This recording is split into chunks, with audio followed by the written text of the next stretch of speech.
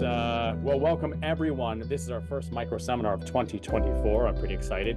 Crafting an effective institutional policy for AI. If you're fine with it, I actually have an AI plugin that I'd like to try out for this introduction. So I'm Sean Moore, Director of E-Learning at Oakland University. I'm also the president of the Alliance for Excellence in Online Education. We are an organization that partners with our member institutions to promote best practices in online learning. Sorry, let me shut that off. That's ridiculous. Okay, so Dr. Patrick Callahan is here, the A4EOE CEO and founder. He's unfortunately feeling a bit under the weather, so we're gonna have to yet again postpone our rap battle. But I do have the pleasure of introducing our moderator, Dr. Joanna Palmer. She is, you may have known her from Baker, but she is now the Associate Vice Chancellor for Online Learning and Innovation at South University, and of course, a longtime member of the A4EOE. She's worked in online and distance education for over 20 years, serves on the board for Tennessee Distance Learning Association and the advisory board for the member of the USDLA. And when she's not at work, she gets to be the best thing in the world, which is a hockey mom, which is arguably the best sport. And we can talk about that later. So I will turn it over to Joanna, who I understand is going to be speaking entirely in rhymes. No, thank you, Sean. I always hate following Sean. I like to think I'm funny, and then I have to go after Sean. But thank you for that introduction. Good morning, everyone. If you have not done so yet, I would love for you to put your do an introduction in the chat. Put who you are, where you're from, maybe your role. It's great to see a turnout here this morning. We hope you're excited about today's micro seminar. Us in the Alliance have been super excited as we've talked about it. But we hope that you all have some takeaways today. Again, Sean mentioned this is recorded, so you can share it with friends later if you are so inclined. One of the things that I was thinking about as I was trying to figure out how do I kick this off, I mean, AI is everywhere, right? We're getting bombarded with news articles every single day. And at the same time, many of us aren't really quite sure exactly what to do with it, right? We're still very much in a learning phase. It's a complex topic. There's ethical implications. And as I was preparing for today, I was trying to think, this has been extremely disruptive. If you think of the last year or so, how disruptive all of this information has been, people trying to learn, people trying to implement. And it made me think that, at least from my experience, I don't think I've seen anything as disruptive to higher education since online learning really took off at a rapid pace, right? So if we think back to when online learning really was starting to grow quickly, some of the same things. What are we going to do with this? How do we do it? Is it a good thing? Is it not a good thing? How is it going to impact learning? It's going to change learning, right? So that's kind of where I wanted to get us started today, that I think if we're all swirling and not quite sure what we're doing with it yet, I think that's okay. And I think back to how long it took for higher education to acclimate to online learning, I think we're going to see a similar mechanism here.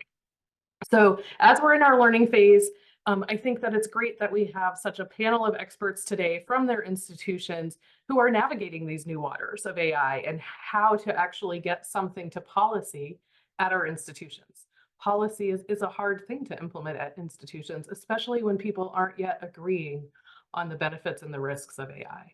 So the format for today, pretty casual. We're going to do, I'll do a quick introduction of everyone, and then each of our panel members is going to give a little presentation and discuss what is happening at their institution as it relates to AI, the discussions they're having, where they're at, perhaps in a policy process, any sort of training and development, anything goes here. So we're excited to hear what's happening at our member institutions. So our panel members today, we have a great set of folks today to share their thoughts with you. We have Dr. Lynn Miller-Waitisha, who is the Associate Vice President of Technology and Instructional Innovation at Lawrence Tech University. We also have Dr. Louisa Kraus, the Director of Instructional Innovation and Distance Education at Macomb Community College. And last but not least, we have Nathan Chavez, who is the Director of Center for Teaching and Learning at Walsh College. So Lynn, would you like to get us started and share what's happening at Lawrence Tech? Sure, I'd be happy to. As you have said, it is incredibly disruptive. When ChatGPT was first announced, my phone and email was blowing up from faculty saying, you have to block this, you have to block this, you have to block this. And We have a university president who fortunately said, no, we're not blocking this. In fact, I actually have turned off the AI generation detection in our instance of Turnitin. So we are a technological school, a small private school, and we have technology in our DNA. And we have taken the approach that AI is here, it's transformative, and for our students to be successful out in the world, they need to know how to use it, how to be productive in it, how to leverage the power that it has. So we have taken a stance of actually integrating AI into as many areas in our curriculum as we can. That is coming from my university president. And everyone was great with it until it hit some of our faculty. And the whole topic of academic integrity then collided headfirst with the initiative to embrace AI. So our policy creation has walked the walk of trying to find a balance between those two areas. So LTU is a College of Architecture and Design, very innovative. And as soon as Midjourney was out there, they were creating entire architecture studios around AI image generation. We were doing lunch and learns for faculty and staff and walking them through creating an OpenAI account so they could all use ChatGPT, and talking about how to leverage that in everyday work efficiencies. We have requested quotes from OpenAI for an enterprise license. We haven't gotten that yet. OpenAI is just too busy to send us a quote so we can send them more money. We did get a quote from Google's Duet, their enterprise version of their AI instance. That was a little pricey for us at this point in time. But we have integrated AI into a number of our computer science courses. OpenAI allows a Teams version with a max users of 25. So we've purchased some and created some OpenAI team instances for some of our computer science classes that the university is paying for those accounts for those students for a semester. So we have embraced it, and our policy reflects that. All of our faculty, staff, and students are encouraged to explore and integrate AI as a tool to enhance learning, enhance their research, as well as our administrative work tasks. The policy is that we're going to provide resources for that, training and access to these technologies. Our policy, however, also has language that we do respect departmental autonomy and faculty autonomy, so that there are some courses where it might make perfect sense based on learning outcomes, the structure of the course, that an instructor may not accept AI-generated content. An instructor right now has that right to take that stance, but we are requiring that whether you accept AI-generated content or whether you do not, there must be a very clearly written statement to that fact in the course syllabus. It needs to be clearly communicated to students what will be accepted and what will not. If they will accept AI-generated material, then some faculty are saying, I want to know what you're using, what AI you're using to generate that content. And some faculty are asking for the prompt. So our College of Architecture, for example, if you're using Midjourney to create some design images, you have to include the prompt that you're using for Midjourney to generate that image. And that has been incredibly insightful and led to some great conversations about prompt generation and the thinking, the processing that goes behind crafting those prompts. Our faculty are saying that alone has been a great learning exercise. So the policy creation has been finding a balance between those two very different stances. Like I said, I have a university president that is all in, wants it integrated into curriculum, wants an enterprise license for everyone to use this, to faculty that want me to block it, and writing a policy that finds that balance and gives those options has been a bit of a dance, but I think we're getting close to that. But I'm very fortunate that I work for an institution that is leaning more towards let's use this. that's it for me.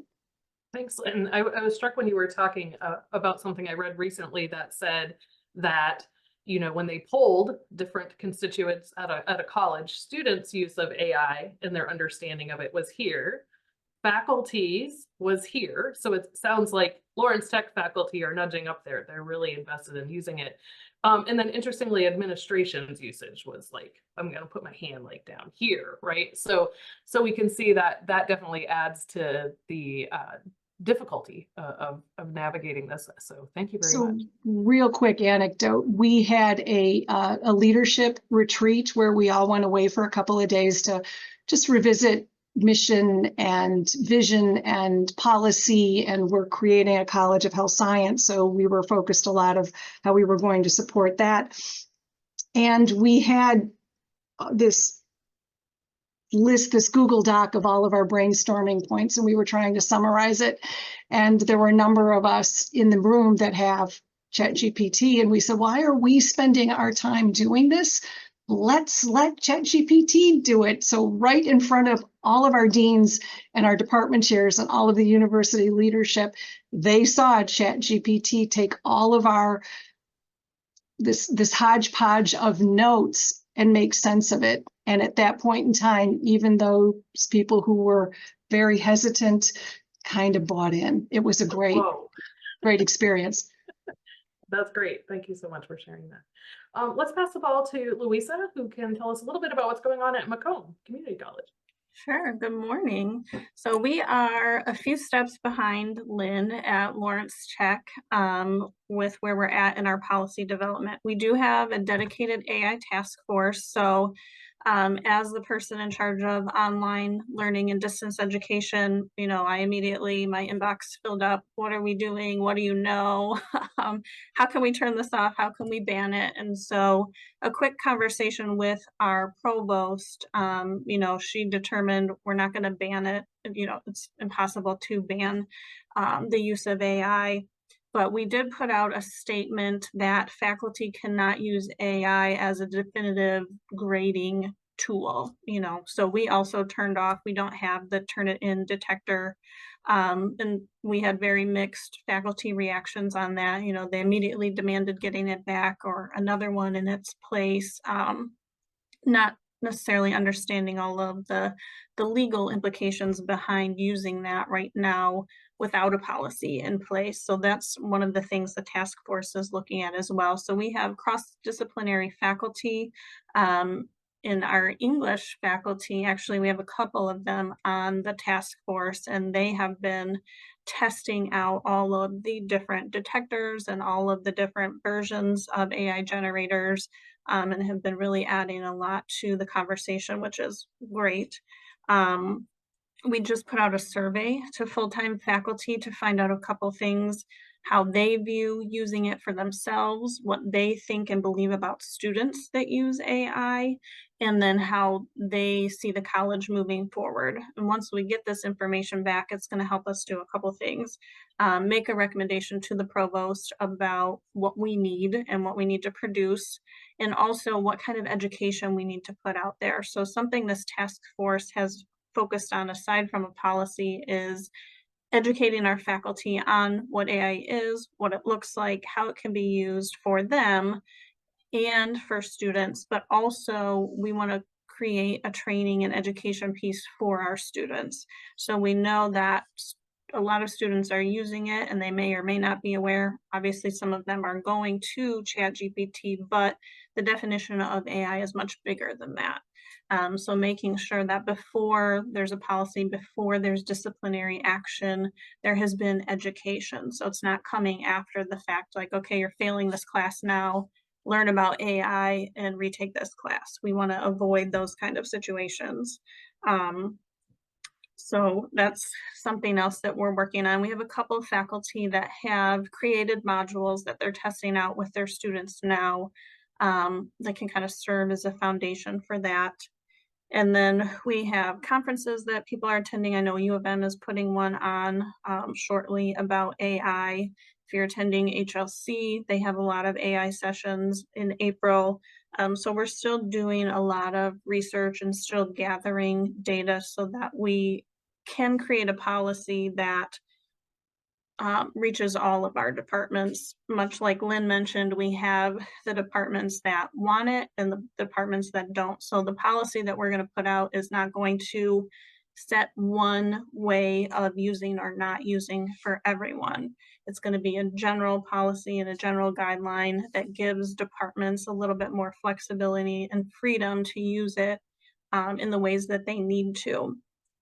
Because we know, we have a business and marketing faculty member, and she said, our students are expected to use it. They have to use it. So we need to teach them the appropriate way. So we have to keep that in mind. And one struggle that we've had being such a large institution is if you look at the policies that are out there, they're either very general or they're for very small schools. And so it says, we'll deal with this on a case-by-case basis. So obviously that doesn't work for most of us when you have tens of thousands of students. And so, we're trying to find ways and examples. And again, right now faculty kind of have the freedom to generate their own ideas and their own policies as long as it's specifically stated in their syllabus. So the students are aware in advance. We did back in the fall in August have someone come in and speak to the faculty about AI use and how to help students learn it, how to help them cite it in their work if you're going to allow it, and kind of her parameters for, I allow my students to use 15% as the rule. So no more than 15% of their final product can come from AI. So just educating and raising awareness. Our instructional designers and our assessment and curriculum folks have been running sessions for faculty on how to use AI. And in those sessions, you can watch the minds change of people that have attended. They come in, AI is the worst thing. And then, oh, I didn't know I could use it to create this assessment for me, or I didn't know I could use it to help me, plan or be more creative in this lesson. So we are slowly changing minds about AI use here on the back end. And I think by the end of this semester, we should have something drafted that will then have to go through the legal process and the faculty senate and all of the committees to make it. So hopefully sometime in the fall, we'll have something permanent in place. But until then, we're trying to provide the education and the support that we can for faculty and students. Very nice. You said permanent, and I was thinking permanent until it needs to evolve again, right? Yes. Definitely a challenge to leave it open. Love that you're really working with faculty to help teach them how to use it, as Lynn mentioned, right? Kind of having those aha moments. And then, then the responsibility of teaching students how they can use it to enhance their learning, right? Less of a shortcut, more of an enhancement, and really help them learn and learn more faster, perhaps. So all right. I forgot to mention earlier, we are going to have open Q&A once we're done. I have a couple questions to spur some discussion, and then we'd love for you all to put some questions in the chat as well. We're not that giant of a group, so if people feel like they want to jump off mute and perhaps ask their question, we will turn it over to Q&A here shortly. But before that, we're going to go ahead and hear what's happening at Walsh related to AI policy and use from Nathan. Thank you. And I do have slides for this one, so I'm going to go ahead and get those going for everybody. Okay, everybody see that okay? Yep. Okay, excellent, excellent. So everybody, yeah, so I'm Nathan Chavez. I'm the director of the Center of Teaching and Learning at Walsh College. So I'm pretty new to Walsh College, so I'm going to be coming to this from a perspective from someone who kind of came in, and we really started working right away as soon as I got there towards this. It was communicated to me as one of my main goals as I came in as a new director. So we started off with, I'm going to kind of show you the current status of where we are, and then I'll kind of backtrack and show you how we got there.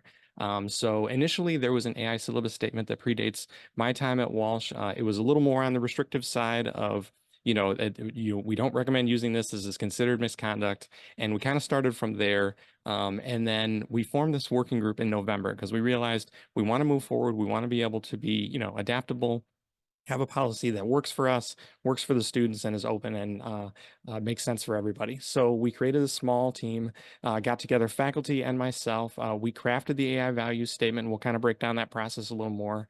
And the part of our strategy as well as we were crafting that was to have an information session, which we called Happy Birthday ChatGPT. Kind of made it light, fun. We used that as just a way to sort of break down this sort of scary topic. That's kind of one of the perspectives that I like to bring to this, that it's kind of this chaotic thing and we have to treat it that way.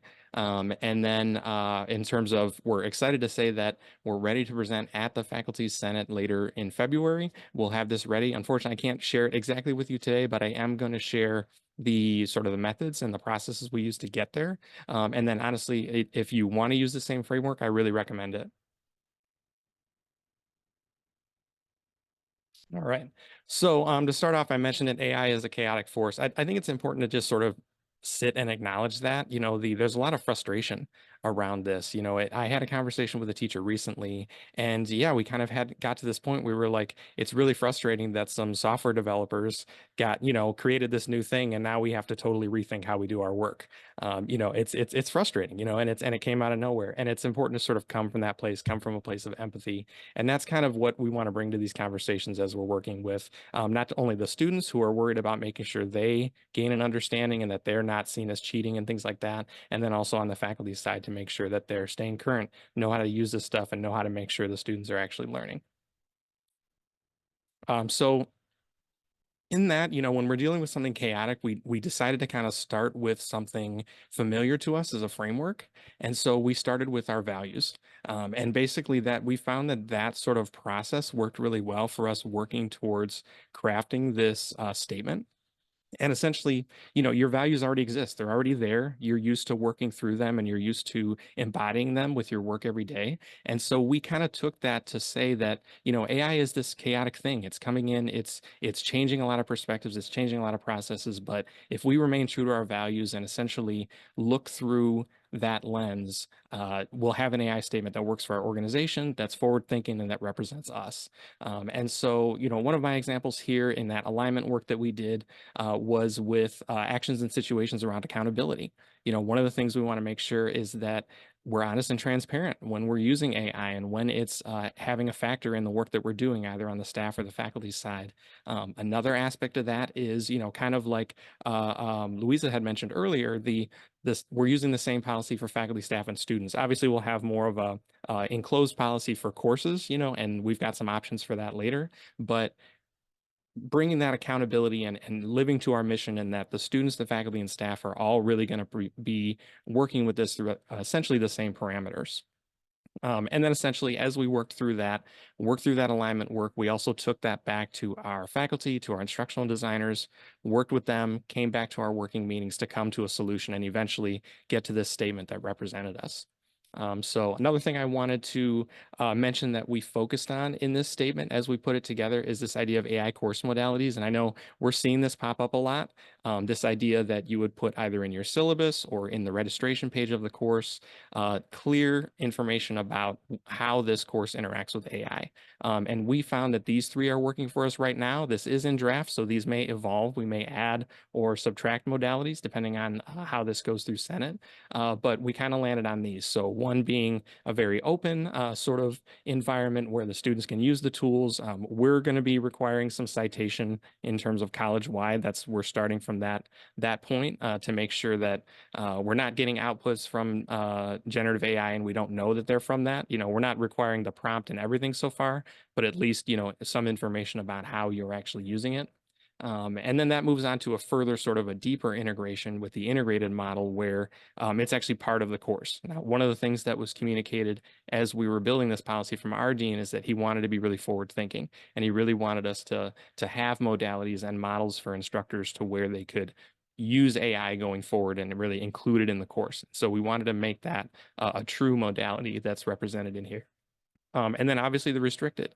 Like all of us are hearing from our faculty, there are some activities and there are some lessons and courses that it's perhaps not appropriate, or at least from the instructor's opinion, it's not appropriate. And so we want to respect that. We want to make sure that the instructor can still teach the way that they intend to and they desire to. And so we are keeping this model for now. You know, we've obviously there's some back and forth with that, and I'm sure we'll talk a lot about that in discussion. But that's a big point that we've talked about a lot here. We've definitely got people on one side of it where we have to have a model where it's restricted. And then I've got people who say it's not possible to restrict. So, you know, we're all working through that, and we're trying to get to a statement and a model that works for all of us. And I think that this process worked well for us. So I'm looking forward to talking more about this and discussing how everyone else has approached this as well. So thank you.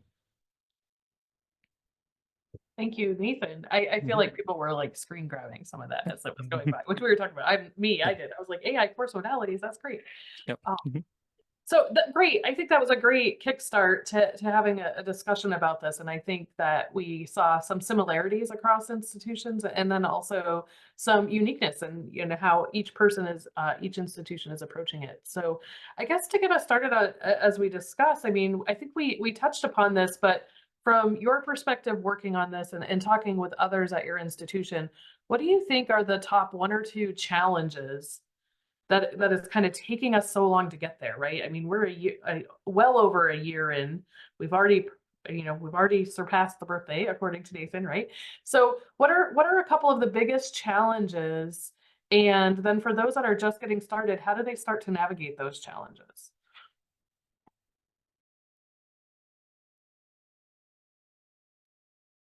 I'll I- jump in. Go. I was gonna say that one of the big challenges. So I'm from Schoolcraft College, and we're literally just starting to craft an AI policy. As in, we've had a kickoff meeting, and that's it. And my biggest concern is really just the exponential growth of it. Like, how do we write a policy for something that's going to be changing faster than we can finish writing the policy? So that's really my worry, and I have no answer for it. But that's my worry, concern.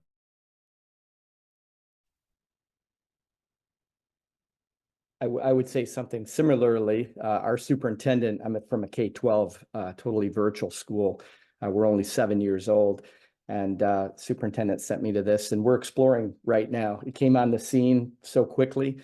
We immediately, as an admin, the 7 of us at the time talked and said, all right, we're embracing this. We're going to figure it out. We don't know the next step exactly, but this can be something we can teach our kids to use it as a tool of good, because we know there's going to be people out there, they're going to use it for evil. And so that was our approach. And so I did a presentation to staff to say, hey, here it is. We know some of you are using it. Challenges before us immediately is students doing work that they claim is theirs and it's not. And so we immediately updated our handbook policy to kind of complement our plagiarism policy and included AI. It's nothing extravagant. And because we're small, at the time we had about 1,400 students. We had 200 join us at mid-year. So we're closer to 1,650 right now. We're taking case by case, so those level up to me, but our instructional staff, especially at the middle school and secondary level, they monitor that. We've talked about the detectors. I've used the detectors too, and some will say it's human, some will say it's not. So it's really, really tough. What we do is use it as a teaching point with the students. The teachers involve the parents, and every one of our students have a mentor. They have that conversation and get to the essence of the learning and really coach the student about its use and try to work their way through it. If we see multiple offenses of it, then it levels up to me and I have that conversation, and we may remove credit or have a kid take the course over depending on the severity of it. So far, we've not got to that level. But that's one of our challenges, is kids jumping in and trying to skate through online courses and claiming their work is their own and detecting it. The other concern or challenge that we have, it's moving so fast. How do we keep up? I mean, there's all these things I'm hearing you speak and thinking about, Lynn's quick reaction. And as a technology school, that's great to hear. Like, they had a way to do it. And then some of us just kind of figuring out what this looks like. So that's one of our challenges, is keeping up with it and figuring out how we're going to do it. We're looking at policy as well. But we're definitely going to embrace it, and our staff is searching and looking at it and playing around. And then we're going to have and I'll close with this, our March PD, we're going to have a section on it where we kind of come together and have some conversation about moving forward with it as a school. And I'm going to build in some protocols to develop that data, and then we're going to put a team together in moving forward in how we're going to deal with it next year. Joanna, I would build on that. I think fear of the rate, fear of the unknown, fear of how this is going to be a disruptive tool. I mean, people are worried about, what does it mean for my job? What does it mean for our curriculum? What does it mean for all the deep fake videos? I mean, every week there's a new AI platform that can do something that just is like, if you had a chance, if you haven't, it's on YouTube, look at it. But the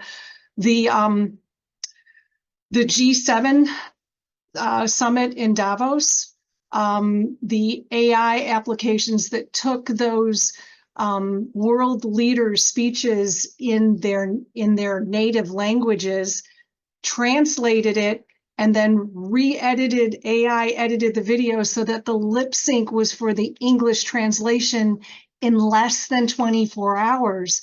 My team and I were sitting around the computer looking at that, and we were like, wow, how can we keep up with this?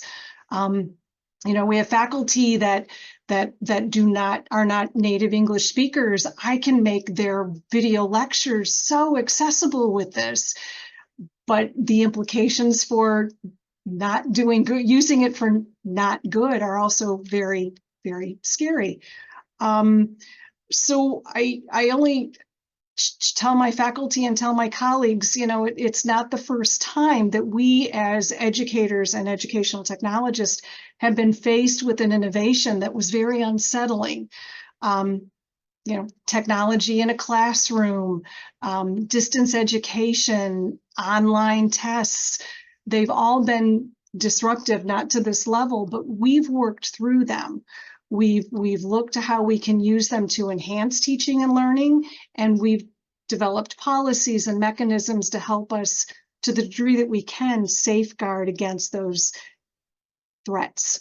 And I think we will respond to AI the same way. We'll find ways to leverage the power of it. I mean, look at what it's doing in the medical industry. We can spot breast cancer when it is first forming, way before any radiologist can pick it up on a scan. Those are really impactful, life-changing implications. And I think we will find ways to harness the good and manage the bad. You make some really good points, because I think, higher education has to constantly evolve to remain relevant, right? And you mentioned some things like online testing and different technologies in the classroom. The difference, though, is we had some control over that. If I was a faculty member, I could choose whether I was going to bring that to class with me or not. And I got to bring it kind of when I was ready. And this is a little bit different because it's swirling from all angles. You also brought up, one thing we hadn't touched upon, which is a little less about policy, but within academics, how are all of our academic programs are like, how is this going to change our fields? Right? Like you mentioned architecture, right? This is going to change the fields, the curriculum, Yes. what our students need to know as they graduate from this. If we don't start including this, they're going to be behind other schools that are, right? So we have our math faculty are revisiting some of their math and computer science faculty are revisiting some of our coding classes. And I have been in meetings where they've said, does it make sense for us as a technological school to be teaching Python? It's a big piece of our curriculum, right? AI can generate Python code better than, we still have to understand it so that we can debug it and troubleshoot it if something isn't working. But what does that mean for the curriculum that we're teaching? Does it make sense for students to pay tuition to come and learn Python when they go out in the real world? They're going to probably be using AI to generate code. And we took that same conversation that our math and computer science faculty were having and went to our humanities department and said, what does this mean for how we teach writing? What does this mean for how we teach composition? I started my career as a high school English teacher, so this is near and dear to my heart. But again, if I can have AI help me craft my idea in a way that is very communicable, is that a bad thing? And that's the conversation that I think we're going to have as educators. And finding the connections, right? So as you were talking, I was thinking of statistics, right? Back in the day, we had to do all of the statistical calculations, right? But how many of us, when we're doing research, sit down and really pull out the pen and paper and do the calculations? So helping students critically analyze the output, right? And how to use the tool, right? We all use statistical software now. We just need to learn the foundations of the statistical analysis to do and how to use the tools properly and analyze the output. Yep. Last thing, and then I'll stop.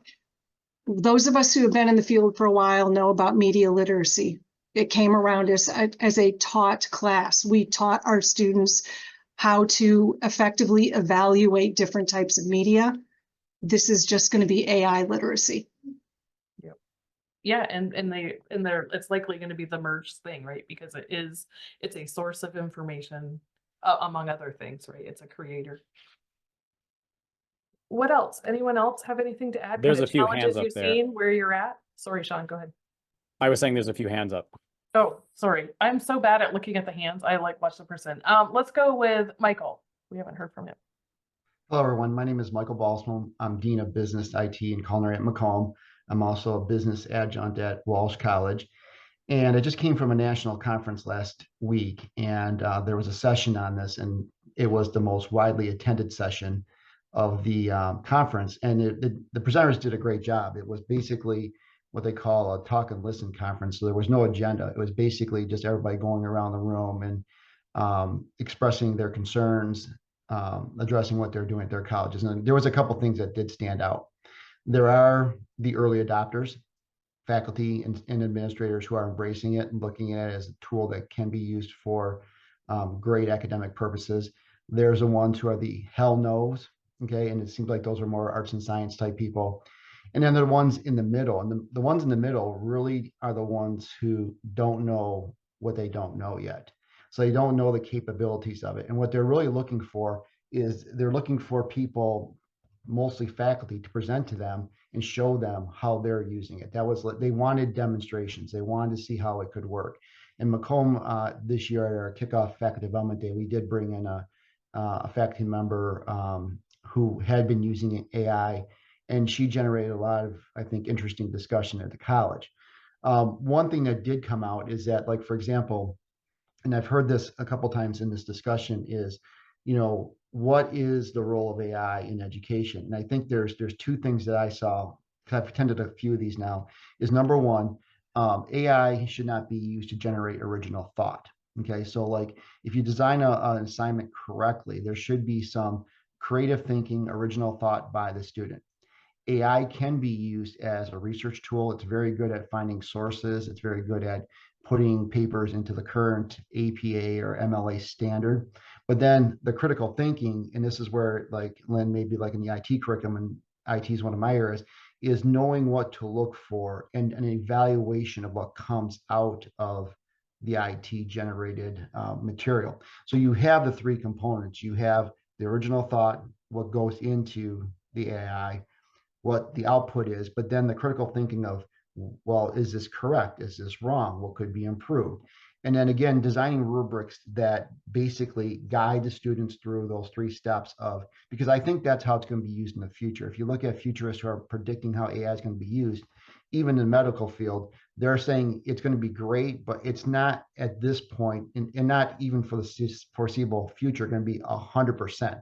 Like you would bet your life on the diagnosis of an AI generated. It's still going to have to be reviewed by a trained physician to say, yes, this is the proper course. So again, that seems like, again, just from what I've been hearing, you know, you have to adopt it. You have to be able to put a rubric in place. You have to make sure the students know. And if you force the students to use it, guess what? They're not going to be cheating. That's great. I think I'm just gonna put a plug. We should get him to speak at the symposium. I feel like which I think Sean's gonna share some information about later. I think that's great. I mean, but if you'd ask people, 20, 30 years ago, if you need to have a surgery, are you gonna let a robot do it? They would be like, no. Right. So again, I think lots of examples of disruptive But don't forget, technology. behind the robot, there's a surgeon. Yes, right. Same thing. That's what I was thinking of, right? Like it's not like it just, we don't have a hospital of robots, right? We have a hospital with doctors who use a variety of tools and resources, right? All right. Sean, how much more time do we have before we have to go to wrap up? Do we have a little bit more or are we running out? Yeah, we do have a little bit more time. We might want to get to some of the specific, if you have another question or anything else you want to ask panelists, we can ask that now, and we'll do a final wrap up here in a few minutes. Okay, Yeah, there was Sean. one in the chat from Patrick, does anyone know of anything that publishers are doing on this front? Right? Are we hearing from publishers? Are they embracing AI and integrating that into their products? I'm a little less on it. We're I think on Vital Source now, so we're doing a lot of ebooks and stuff that way. So anyone have any examples from publisher interactions or some of the platforms that they're using?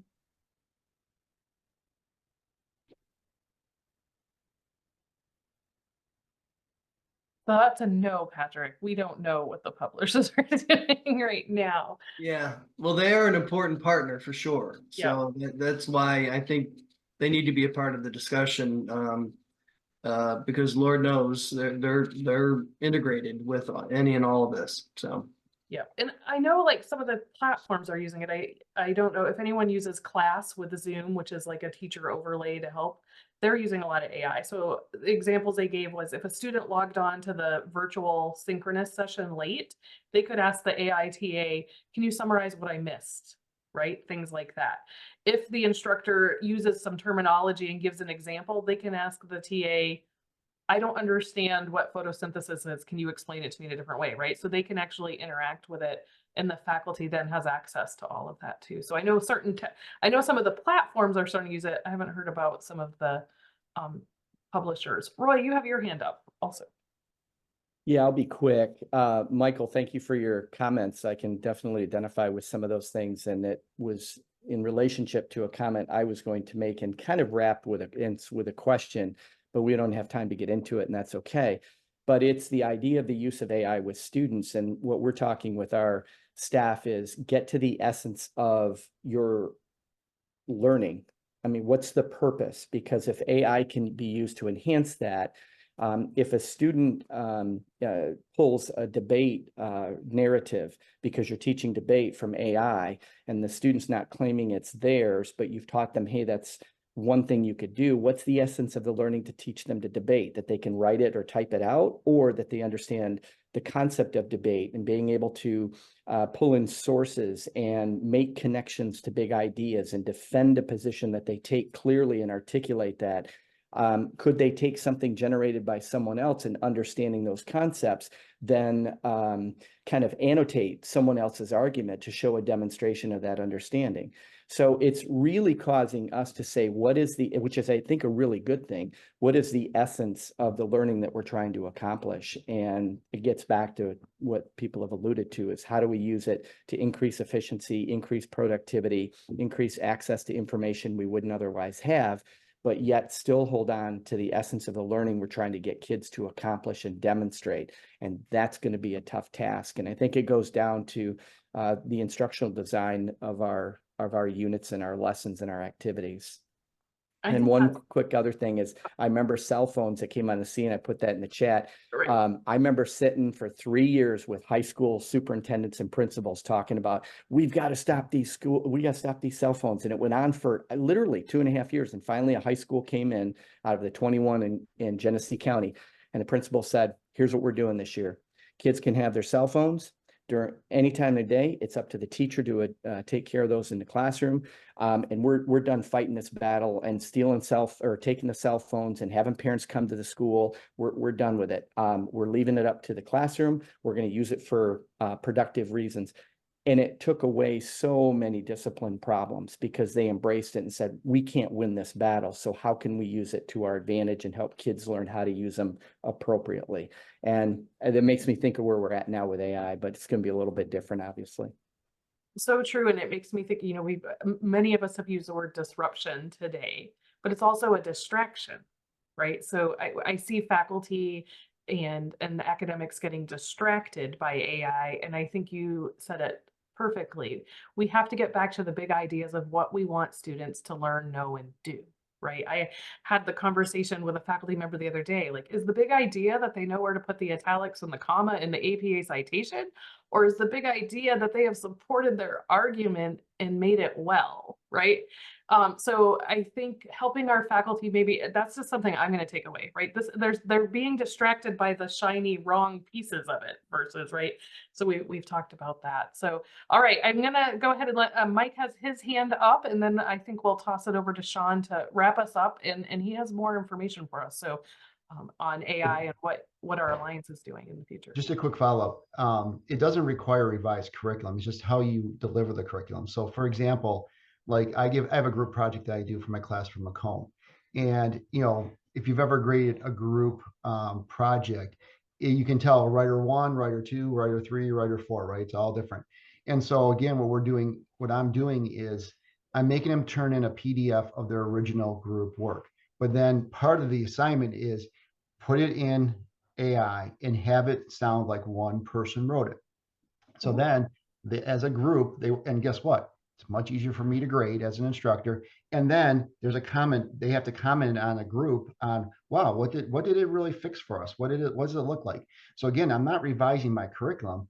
I am basically just using AI to improve something that the students naturally would struggle with. And again, I think with a lot of instructors, one thing that really struck me is my last comment at the conference is a lot of these instructors have lost touch with how things work in the real world. Like, what do businesses actually do and how this actually could be applied in businesses. So advisory boards, I think, are going to play a lot of roles, especially for the career programs, on guiding faculty on this is what we use it for practical application.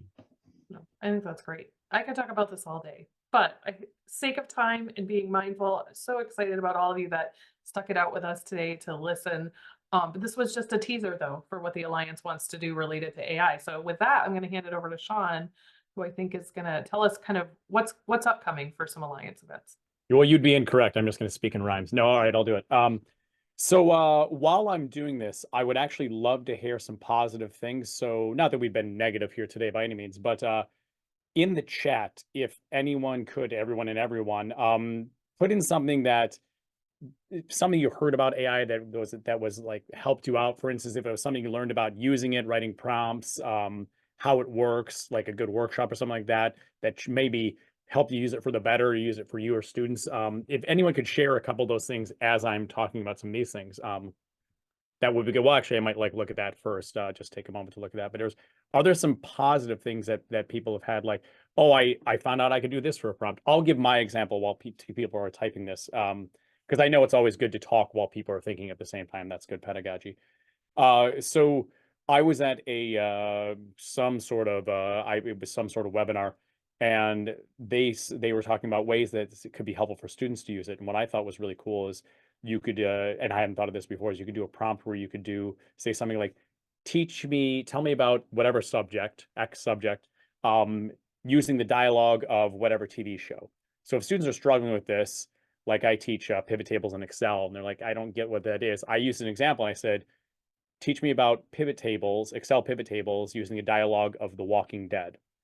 And within a second, it came up with this amazing script of the characters of The Walking Dead, the show they're at, talking about pivot tables, putting it in context of the show. It blew my mind of it. So if you have different examples like that, you can share some of those things in the chat here. And I'll give that a quick moment, and then I'll do a quick wrap up.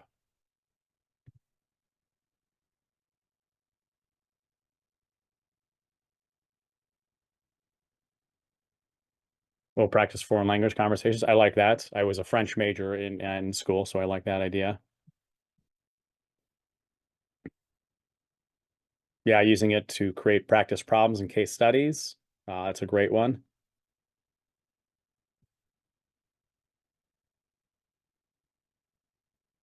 AI photo identification, Be My Eyes app. That's really cool. I'll use that while I'm driving, so I think that'll be helpful for me. Questions for candidates? I like that idea. Yep, writing letters of recommendation. Job descriptions, good. Yeah, so I mean, these are great. Keep these coming through. Wonderful ideas. I like sharing some of these great things to do. I understand and I completely get it. There's a lot of challenges involved with this. As Joanna hinted at, well, first of all, I want to thank our panelists, Lynn, Louisa, Nathan. Thank you so much for sharing this great information. This is, as everyone's saying, this is always evolving. We have a task force at OU that's starting to look at this as well.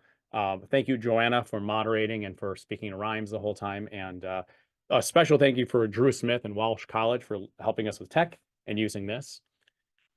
Before we send you off for this, for your respective lunches, I imagine you'll have cheeseburgers like I will. I wanted to make a very exciting announcement. We are going to be having our very first return to our in-person symposium for the A4EOE annual symposium in the spring, since 2019, because of some strange things that were happening in the world. So this is going to be happening on Friday, April 5th at Oakland University's campus. I heard it's a nice campus, so I'll be excited to check that out. We're going to be continuing our theme of AI there. So this is sort of a teaser for that.